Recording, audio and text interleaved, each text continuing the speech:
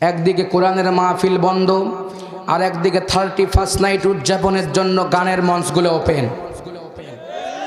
কথা বলতে হবে মুসলমান, আর ঘুমিয়ে থাকার সময় নাই। একটি আলেমরে বন্দি করে কোরআনের আওয়াজকে বন্ধ করা যাবে না। একটি আলেমকে হামলা দিয়ে মামলা দিয়ে কোরআনের আলোচনা বন্ধ করা যাবে না। একটি আলেম কারাগারে, লক্ষ আলেম বাংলাদেশে তাফসীর করতে, ঠিক কিনা মুসলমান? প্রিয় ভাইয়েরা আমার, যে সময় কোরআন শোনার জন্য আসছি, কোরআনের মাহফিলে 144 অনুমতি নেওয়ার জন্য বিভিন্ন মুসারুদের কাছে যাওয়া লাগে। গানের মঞ্চ ওপেন হচ্ছে, সেখানে কোনো বাধার বিপত্তি নাই।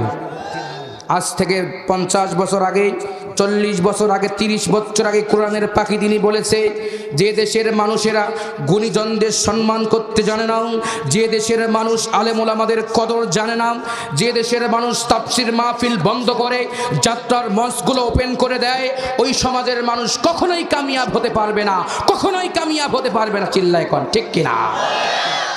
প্রিয় ভাইয়েরা আমার, তাহলে আল্লাহর বান্দা আমরা, জমিনটা কার?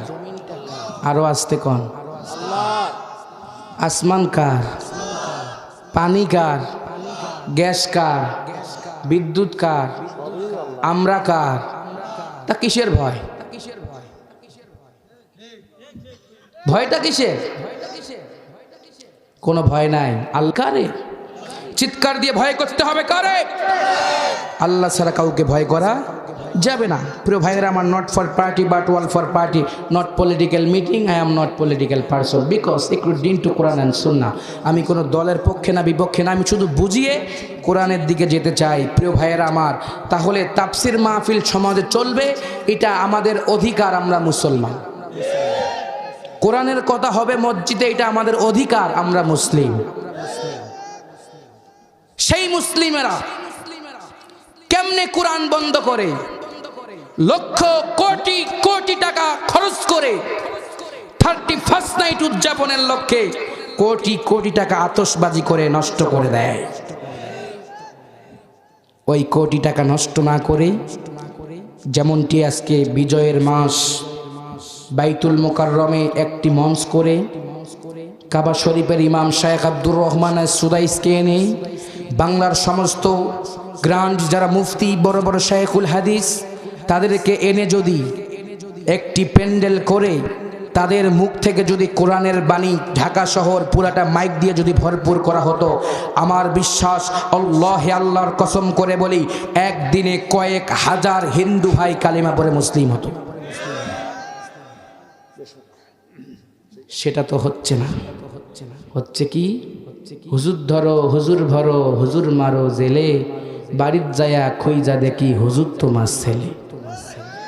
কথা বলেন যে হুজুরের বিরুদ্ধে গান গাও, আজরাইল যখন জিব্বাটা টান মেরে কলিজার বোতামটা আউট করে দেয়, হুজুরের বাড়ির সামনে যে কান্দে, হুজুর গো আমার আব্বা মরে গেছে, হুজুর যা হইছে হইছে, একটু আসি জানাজারটা করা। হুজুর যে কোন কায়দায় মার দিবে ছাগল তুই তো বুঝবি না। কথা বলেন। প্রিয় ভাইয়েরা আমার, কান্নাকাটি করে লাভ হবে না, মৌতের আগে তাওবা করার দরকার আছে না নাই?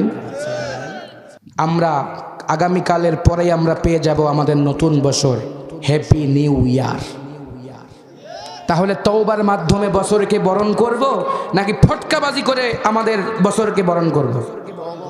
তওবার মাধ্যমে ফিরে আসতে হবে। ফটকাবাজি করে কখনো আমাদের নতুন বরণকে বরণ করা যাবে না। ফটকা বাজিয়ে যে সমাজের লোকেরা নতুন বছরকে বরণ করে ফটকা ফুটানোয় শেষ হবে, কপালে কোনো কামিয়াব থাকতে পারে না।